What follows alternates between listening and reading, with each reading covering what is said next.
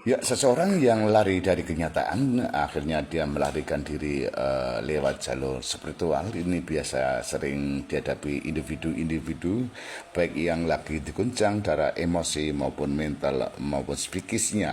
Akhirnya dia melarikan diri ke ranah spiritual yang disebut kabur dari realita kenyataan.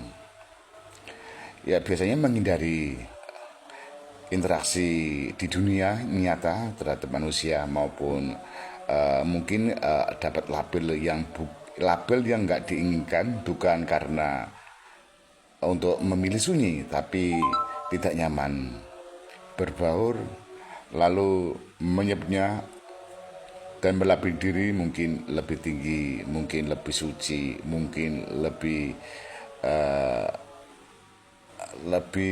mulia ya. Dan di saat ikut dunia tidak ikut dengan frekuensi batinnya, mungkin ada rasa marah di dalamnya, menganggap tantangan hidup sebagai gangguan, bukan untuk latihan kesadaran. Dan tubuh tegang saat harus hadir di ruang sosial, pengen semuanya selesai ya, lewat jalur kesadaran, tapi tidak mau berlatih pelan di realita. Biasanya di ruang batin ya, tegang dada, bersiaga, emosi cepat naik, refleks ingin pergi atau memutus hubungan, rasa aku harus bertahan, dan di reaksi batin akan merasa aman ya, merasa aman jika tidak bersentuhan dengan dunia.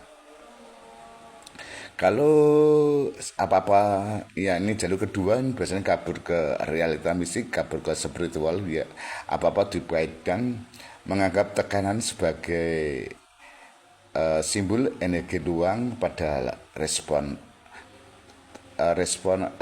dari dalam tubuh ya, baik secara trauma maupun psikis ya, di dalam tubuhnya ya, merasa ada stim luar yang mengontrol, memantau atau menempel.